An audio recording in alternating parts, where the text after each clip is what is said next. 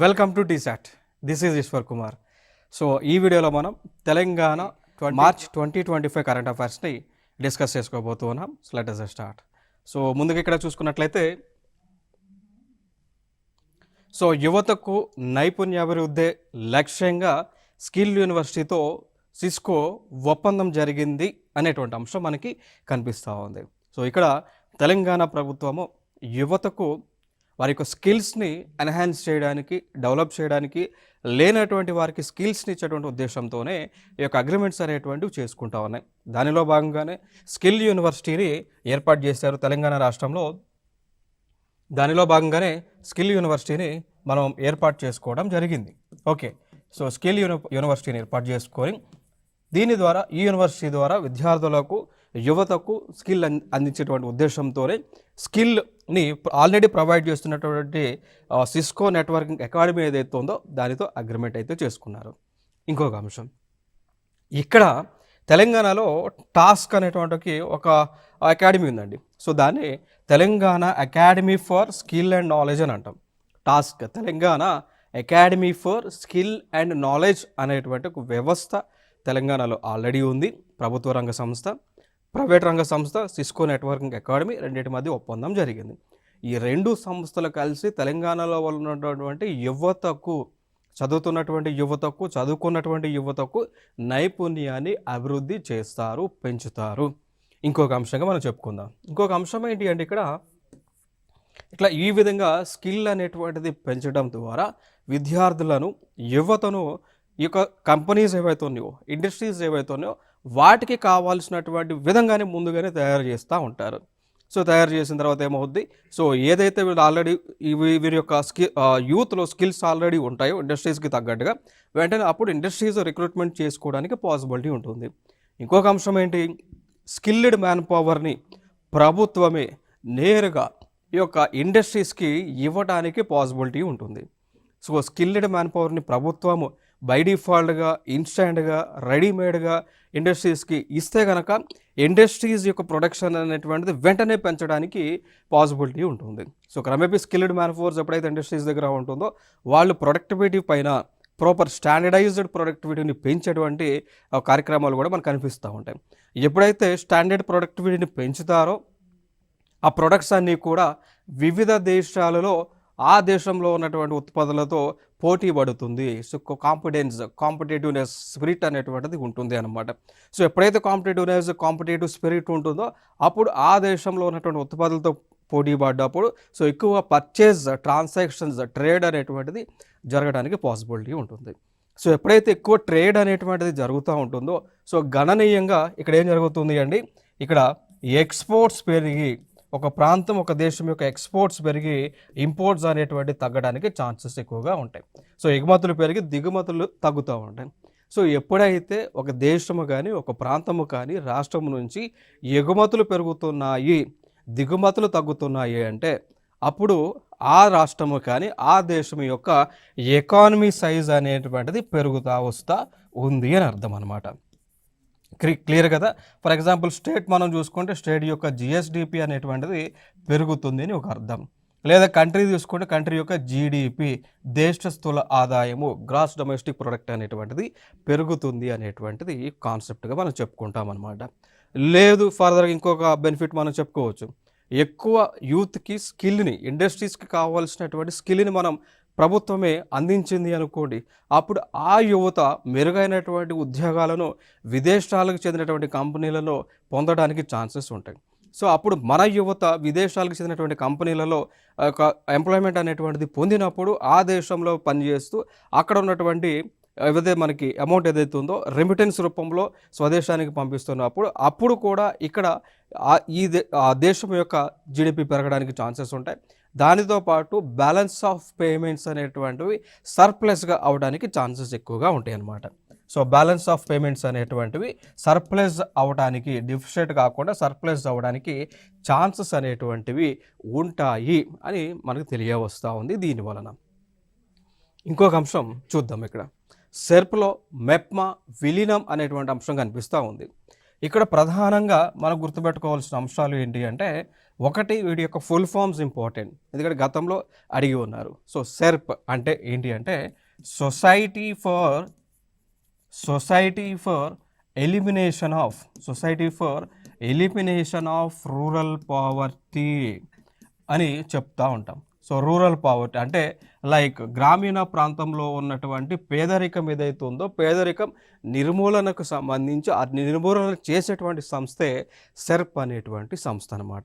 జనరల్గా ఇది ministry of rural development లేదా డిపార్ట్మెంట్ ఆఫ్ రూరల్ డెవలప్మెంట్ పరిధిలో పనిచేస్తూ ఉంటుంది ఈ సంస్థ, ప్రభుత్వ రంగ సంస్థే.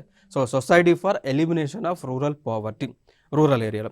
అర్బన్ ఏరియాస్లో కూడా ఉంటుంది. ఇప్పుడు రూరల్ ఏరియాకి పేదరిక నిర్మూలన ఉన్నప్పుడు అర్బన్ ఏరియాస్లో పట్టణ ప్రాంతాల్లో కూడా పేదరిక నిర్మూలన కోసం సంస్థ పనిచేయాలి కదా. అట్లా మెప్మాను మనం ఏర్పాటు చేసుకున్నాం. మెప్మా అంటే mission for elimination of poverty in municipal areas అంటాం, దాన్ని మెప్మా అంటాం. సో ఫైనల్గా ఇప్పుడు అర్బన్ కింద పనిచేసేటువంటి మెప్మా ఏదైతే ఉందో, రూరల్ కోసం పనిచేసేటువంటి సెర్ప్ ఏదైతే ఉందో, ఈ రెండు కూడా కలిసి పని చేయబోతూ ఉన్నాయి తెలంగాణ రాష్ట్రంలో. ఇదొక అంశం. మరి ఎందుకు ప్రభుత్వము సెర్ప్ని మెప్మాని కలపడం జరిగింది అంటే, అప్పుడు ఈ రెండు సంస్థలు ఒకే తాటిపై తీసుకొచ్చి అభివృద్ధి ఫలాలు అనేటువంటి ప్రజలకు ఈజీగా అందించవచ్చు. ఈ రెండు ప్రాంతాల్లో కూడా పేదరిక నిర్మూలన చేయడానికి కావాల్సినటువంటి పాలసీలను తీసుకురావచ్చు. ఓకేనా. సో బడ్జెట్ కూడా సేమ్ ఇవ్వచ్చు అనేటువంటి ఉద్దేశంతో అనమాట. ఇంకొక అంశం ఏంటి, ఇప్పుడు సెర్ప్ పరిధిలో మహిళా మండలాలు ఉంటాయి. సో సెల్ఫ్ హెల్ప్ గ్రూప్స్ అంటాం, వీటిని స్వయం సహాయక సంఘాలని పిలుస్తుంటాం. ఈ సెర్ప్ పరిధిలో ఉన్న స్వయం సహాయక సంఘాలు కానీ మెప్మా పరిధిలో సో అర్బన్ ఏరియాస్ పరిధిలో ఉన్నటువంటి సెల్ఫ్ హెల్ప్ గ్రూప్స్ ఏవైతే ఉన్నాయో వీటి మొత్తాన్ని కూడా ఒక తాటిపైకి తీసుకొచ్చి వారికి అభివృద్ధి ఫలాలను సమానంగా అందించాలనేటువంటి ఉద్దేశంతో ప్రభుత్వం ఈ అడుగులను ముందుకు వేస్తూ ఉంది. ఇంకా దాని తర్వాత దీనికి సంబంధించిన మార్చి 23న 2025లో జీవో నెంబర్ 15ను తెలంగాణ ప్రభుత్వం చీఫ్ సెక్రటరీ గారు రిలీజ్ చేయడం జరిగింది జీవోని. ఓకే. సో ఇదొక అంశం. ఇంకొక అంశం, మహిళల అభివృద్ధి కోసమే తెలంగాణ ప్రభుత్వము ఇందిరా మహిళా శక్తి మిషన్ అనేటువంటి దానిని ఏర్పాటు చేయడం జరిగింది. సో ఈ ఇందిరా మహిళా శక్తి మిషన్ అనేటువంటిది ఏదైతే ఏర్పాటు చేశారో దాని ద్వారా స్వయం సహాయ సంఘాలు సెల్ఫ్ హెల్ప్ గ్రూప్స్ ఏవైతే ఉన్నాయో వారికి కావలసినటువంటి ఆర్థిక చేయూతని ఇస్తూ ఉన్నారు. దానితో పాటు ఈ స్వయం సహాయ సంఘాలలో ఉన్నటువంటి సభ్యులందరూ కూడా కలిసి కొన్ని ప్రాంతాలలో కొన్ని ఉత్పత్తులను ఉత్పత్తి చేస్తూ ఉన్నారు. అప్పుడు ఆ ఉత్పత్తి చేసినటువంటి ఉత్పత్తులను ఈ పథకం కింద, ఈ మిషన్ కింద ప్రభుత్వమే కొనుగోలు చేస్తూ ఉంది. దీనిలో భాగంగా మనం చూసుకుంటే గతంలో ఫ్లిప్కార్ట్ అనేటువంటి ఒక కామర్స్ వెబ్సైట్ ఏదైతే ఉందో సో దానితో 500 కోట్ల మేర ప్రభుత్వము సెర్ప్ అండర్లో ఒక అగ్రిమెంట్ని చేసుకొని ఈ స్వయం సహాయక సంఘాలలో పనిచేస్తున్నటువంటి మహిళలు ఉత్పత్తి చేసినటువంటి వస్తువులను ఫ్లిప్కార్ట్ ద్వారా ప్రజలు ఎవరైతే ఉన్నారో వారికి అమ్మేటువంటి కార్యక్రమాన్ని చేసి ఇక మహిళల యొక్క సంపదను పెంచారు అనమాట. ఇంకొక అంశం, మనకి తెలంగాణ ప్రభుత్వం యొక్క ముఖ్యమంత్రి గారు కూడా ఒక నినాదం ఉంది, తెలంగాణ రాష్ట్రంలో ఉన్నటువంటి ప్రతి మహిళని కూడా కోటీశ్వరులని, సో వారి యొక్క సంపద మినిమం ₹1 ఉండాలి చేయాలి అనేటువంటి ఉద్దేశంతో కూడా ముందుకు అడుగులో వేస్తూ ఉన్నారు ఈ పథకము ద్వారా. ఇంకొక అంశం మనం చూడవచ్చు, ఇంకా ఫర్దర్గా వారికి ఎంప్లాయ్మెంట్ ఈ పథకము ద్వారానే వారికి ఎంప్లాయ్మెంట్ అనేటువంటిది ప్రొవైడ్ చేయటము, దాంతోపాటు వ్యాపారం ప్రోత్సాహం, సో వ్యాపారం చేసుకునేటువంటి వారికి వ్యాపార ప్రోత్సాహం అనేటువంటిది కూడా ఈ పథకము ద్వారానే ఇచ్చేటువంటి కార్యక్రమం కూడా చేస్తూ ఉన్నారు. ఇంకా ఫర్దర్గా ఇంకొక అంశం మనం చూసుకుంటే ఎలక్ట్రానిక్ సిటీ. సో తెలంగాణ రాష్ట్రంలో ఏదైతే ఎలక్ట్రానిక్ సిటీని ఏర్పాటు చేస్తూ ఉన్నారో దీనిలో 300 కోట్ల పైగా పెట్టుబడులు పెట్టడానికి సెరా నెట్వర్క్, సో తైవాన్ దేశానికి చెందినటువంటి సెరా నెట్వర్క్ ముందుకు రావడం జరిగింది. ఇదొక అంశం. నెక్స్ట్ ఇంకొక అంశం, ఎలక్ట్రానిక్ సిటీ తెలంగాణలో ఏ ప్రాంతంలో ఏర్పాటు చేస్తూ ఉన్నారు? ఏ ప్రాంతంలో అండి?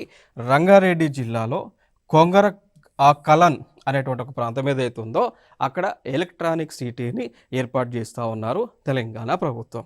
సో ఈ ఎలక్ట్రానిక్ సిటీ ద్వారా ఏదైతే ఏర్పాటు చేస్తూ ఉన్నారో దీని యొక్క ముఖ్య ఉద్దేశం ఏంటి అంటే వివిధ దేశాలకు చెందినటువంటి ఎలక్ట్రానిక్ రంగానికి సంబంధించినటువంటి కంపెనీలను ఏవైతే ఉన్నాయో ఆ కంపెనీలు యొక్క పెట్టుబడులను మన దేశానికి రప్పించి తెలంగాణ ప్రాంతానికి రప్పించి ఆ పెట్టుబడుల ద్వారా ఆ కంపెనీల యొక్క ప్లాంట్స్, మ్యానుఫ్యాక్చరింగ్ ప్లాంట్స్ ఏవైతే ఉన్నాయో అవి తెలంగాణ ప్రాంతంలోనే ఏర్పాటు చేసి తెలంగాణలో ఉన్నటువంటి యువతకు ఉద్యోగ అవకాశాలను కల్పించడంతో పాటు తెలంగాణ రాష్ట్రం యొక్క జిఎస్డిపిని పెంచేటువంటి ఉద్దేశంతో ఈ అడుగులను వేస్తూ ఉన్నారు. ఇంకొక అంశం, తెలంగాణ రాష్ట్రాన్ని ఎలక్ట్రానిక్ హబ్గా మార్చేటువంటి కార్యక్రమాలను చేస్తూ ఉన్నారు. దాంతోపాటు తెలంగాణ రాష్ట్రాన్ని ఫార్మసీ క్యాపిటల్ ఆఫ్ ఇండియాగా మార్చేటువంటి ఉద్దేశంతో కూడా అడుగులను వేస్తూ ఉన్నారు. ఫార్మసీ రంగాన్ని ప్రభుత్వము డెవలప్ చేస్తూ ఉంది. దాంతోపాటు ఆర్టిఫిషియల్ ఇంటెలిజెన్స్ వ్యవస్థ ఏదైతే ప్రపంచాన్ని ఇప్పుడు శాసిస్తూ ఉందో దానిని కూడా తెలంగాణలోనే అభివృద్ధి చేసేటువంటి ఉద్దేశంతో కూడా ఏఐసిటీని డెవలప్ చేస్తూ ఉన్నారు తెలంగాణ ప్రభుత్వం. నెక్స్ట్ ఇంకొక అంశంగా మనం చూస్తే ఇక్కడ ఒక స్కీమ్ ఉంది అండి.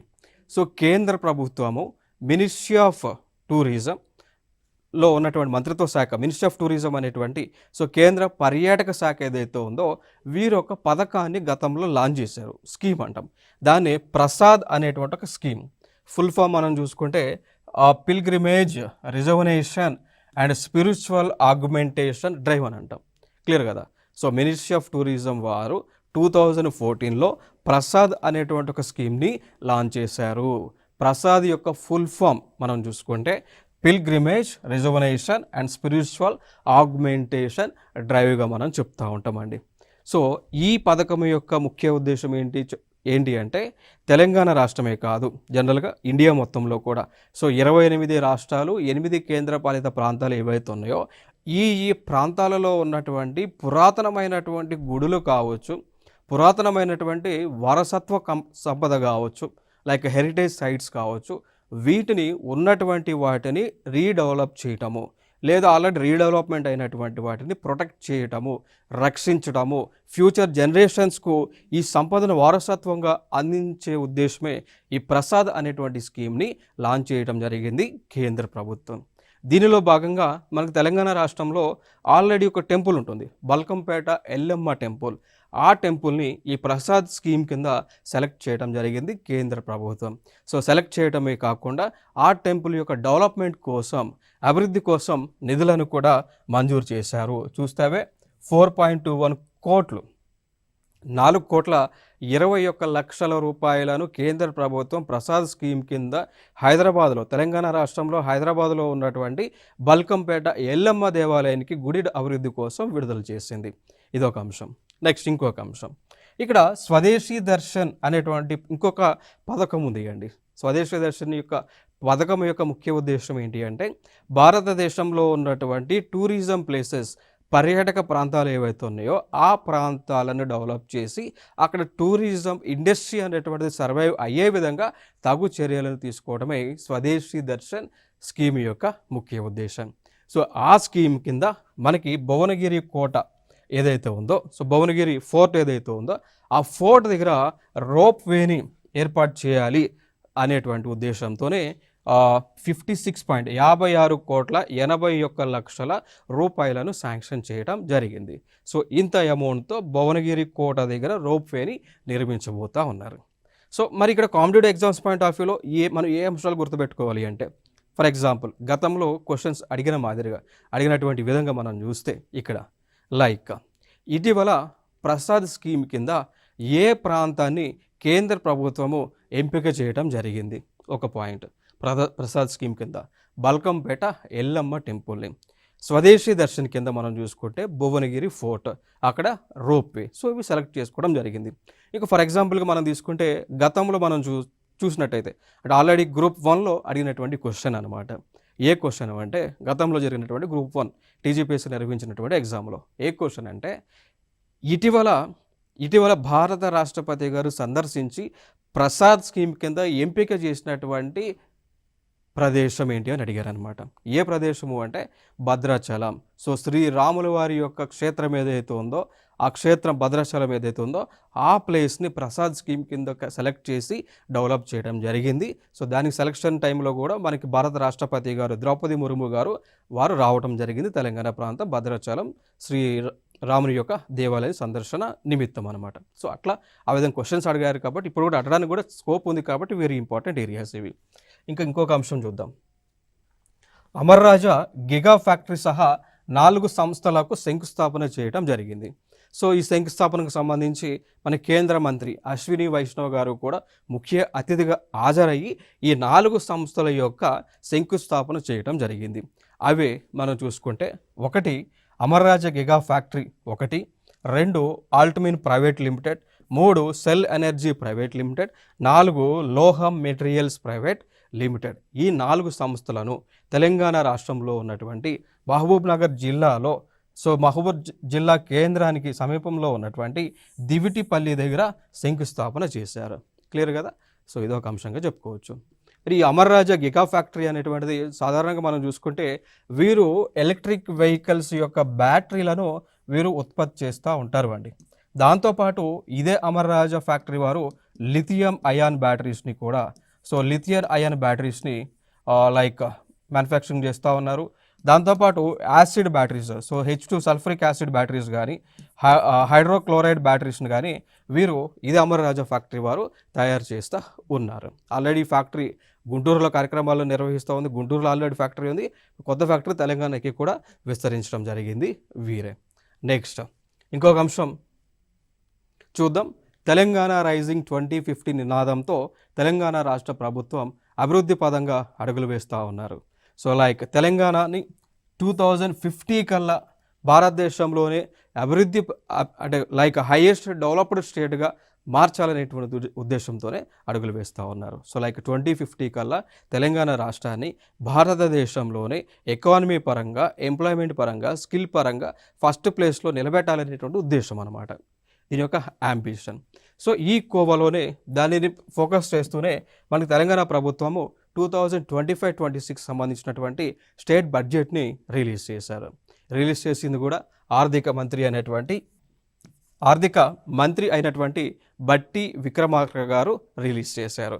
సో March 19, 2025 రిలీజ్ చేశారు. మరి వీరి ప్రకారము తెలంగాణ రాష్ట్రం యొక్క రాష్ట్ర స్థూల ఆదాయం దాన్ని GSDP అంటాం. ఎంత 16 చూడండి ఇక్కడ అమౌంట్ ఎంత వస్తుంది, 16 టోటల్గా GSDP వాల్యూ 16,12,579 కోట్ల రూపాయలు GSDP స్టేట్ యొక్క మొత్తం స్థూలాదాయం. ఓకే, సో దీనిలో పర్ క్యాపిటల్ అంటాం, రాష్ట్ర తలసరి ఆదాయం అంటాం. ఓకేనా?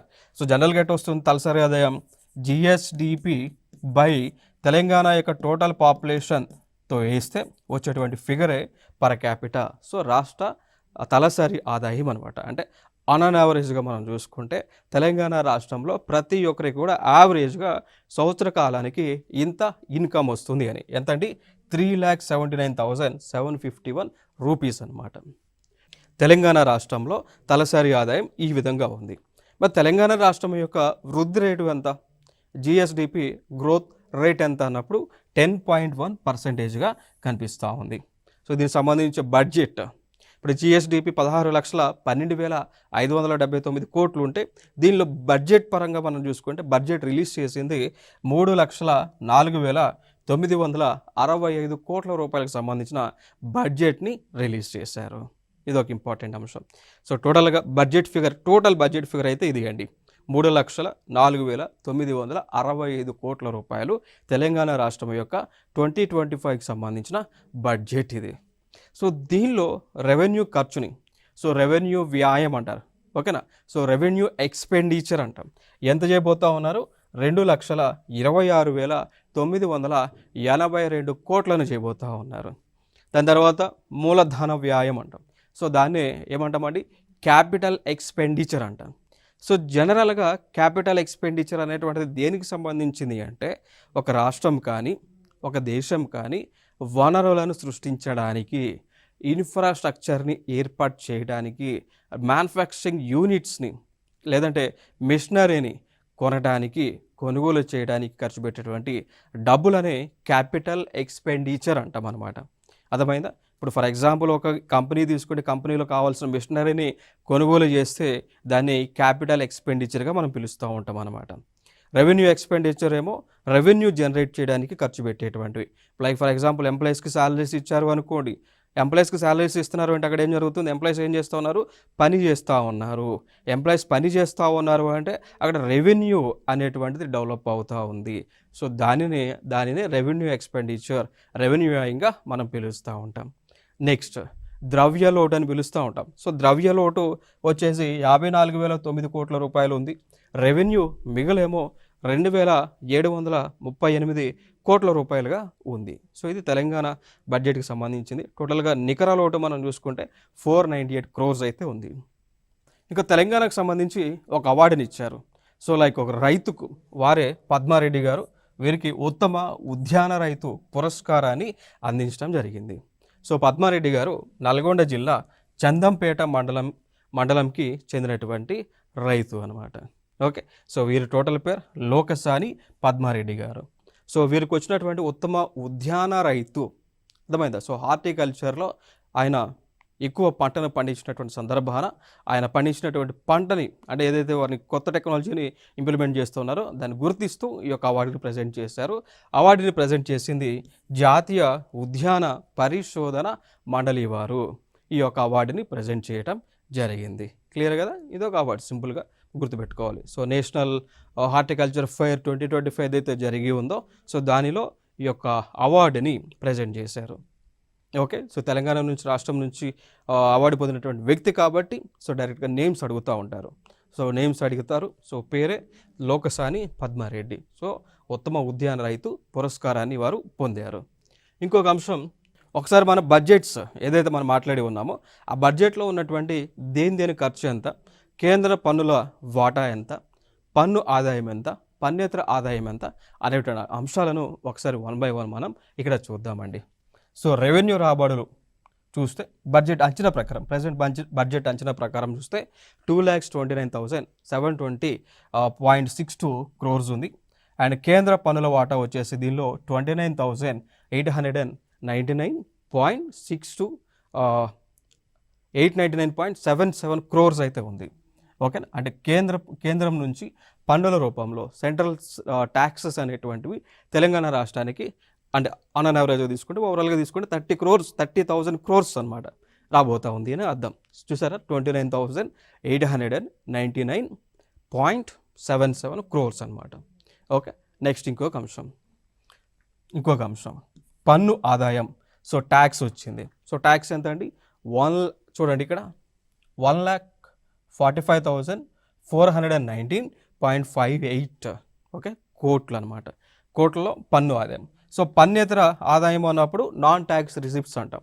సో నాన్ ట్యాక్స్ రిసిప్ట్స్ ఏమో 31,618.77 కోట్ల రూపాయలు.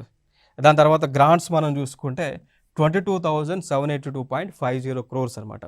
జనరల్గా ఈ గ్రాంట్లు దేనికి ఇస్తారు అంటే లైక్ దానికి గ్రాంట్ ఇన్ ఎయిడ్ అని పిలుస్తుంటాం. సో గ్రాంట్స్ అనేటువంటివి ఎందుకు ఇస్తారు అంటే పర్టికులర్గా ఏదైనా కొత్త డెవలప్మెంట్ చేయాలి అన్నప్పుడు లేదా స్పెషల్ ఫండ్స్ ఇవ్వాలి ఏదైనా కార్యక్రమానికి అన్నప్పుడు గ్రాంట్స్ రూపంలో ఇస్తుంటారు. సో దాన్ని గ్రాంట్ ఇన్ ఎయిడ్. కేంద్ర ప్రభుత్వం రాష్ట్రాలకు వివిధ కార్యక్రమాలకు సంబంధించి, వివిధ డెవలప్మెంట్కి సంబంధించి, వివిధ ప్రాజెక్టులకు సంబంధించి ఇస్తూ ఉంటుంది. అట్లా అంటే ఈ గ్రాంట్ ఇన్ ఎయిడ్ అనేటువంటిది తిరిగి చెల్లించాల్సిన అవసరం లేదు. ఇప్పుడు ఒక రాష్ట్రము కేంద్ర ప్రభుత్వం దగ్గర నుంచి తీసుకున్నటువంటి డబ్బుల్లో రకాలు ఉంటాయి. ఒకటి లోన్స్ రూపంలో. సో లోన్స్ రూపంలో తీసుకున్నది వడ్డీతో సహా కొన్ని సంవత్సరాల తర్వాత తిరిగి చెల్లించాల్సి ఉంటుంది. గ్రాంట్ ఇన్ ఎయిడ్ కింద తీసుకుంటే మాత్రం చెల్లించాల్సినటువంటి అవసరం లేదు. బట్ ట్యాక్స్లో షేర్ వస్తే కనుక అది ఖచ్చితంగా రావాల్సినటువంటి షేరు కాబట్టి అది కూడా తిరిగి మళ్ళీ కేంద్ర ప్రభుత్వానికి చెల్లించాల్సినటువంటి ఆవశ్యకత లేదు అనమాట. నెక్స్ట్ ఇంకా దీంట్లో మూలధన వసూళ్ళు అనమాట. ఓకేనా. సో క్యాపిటల్ రిసిప్ట్స్ మనం చూసుకుంటే దీనిలో బహిరంగ మార్కెట్ రుణాలు చూస్తే దీంట్లో 64,539 కోట్లు, కేంద్రం నుంచి రుణాలు మనం చూసుకుంటే 4,000 కోట్లు, ఇతర రుణాలు 1,000 కోట్లు, డిపాజిట్లు దత్తిదారులు మనం చూసుకుంటే 4,000 కోట్లు, రుణాలు అండ్ అడ్వాన్స్లు మనం చూసుకుంటే 1,106.92 క్రోర్స్ అయితే మనకి రుణాలు కానీ లేదా అడ్వాన్సులు కానీ ఇవైతే ఈ ఫిగర్ ఉంది. సో మొత్తంగా రాబడులు మనం చూసుకుంటే పైది. సో లైక్ రెవెన్యూ రాబడులు కానీ మూలధన వసూళ్ళు కానీ ఈ టోటల్ ఫిగర్స్ మనం చూసుకుంటే వచ్చేది ఎంత ఫిగర్ వస్తుంది? 3,04,466.55 క్రోర్స్ మేర వస్తూ ఉంది అండి. ఓకే. సో దీనిలో రెవెన్యూ వసూళ్ళు ఈ ఫిగర్ ఉంది. దాని తర్వాత అందులో వడ్డీల చెల్లింపులు మనం చూసుకుంటే టోటల్గా వడ్డీల చెల్లింపులు మనం చూసుకుంటే దీనిలో 19,369 కోట్ల రూపాయలు ఉంది. సో దీనిలోనే మూలధన వ్యాయం ఈ విధంగా 36,504 కోట్లు. ఓకే, సో అడ్వాన్సుల చెల్లింపు మనం చూసుకుంటే ఇది 21,350 కోట్లు. పాత బకాయిలు వరల్డ్ గతంలో ఉన్నటువంటి అప్పుల యొక్క బకాయిలు చెల్లింపు మనం చూసుకుంటే 15,848 కోట్లు. కేంద్ర రుణాల చెల్లింపు అంటాం. నేనేమన్నా కేంద్రం నుంచి రుణాలు అప్పు కనుక తీసుకుంటే లోన్స్ తీసుకొని చెల్లించాల్సి అన్నాం కదా, సో అది చెల్లించే కార్యక్రమం అనమాట. సో ఇక్కడ మనం చూసుకుంటే పాత బకాయిల చెల్లింపు ఏదైతే ఉందో సో ఇది 15,848 కోట్లు.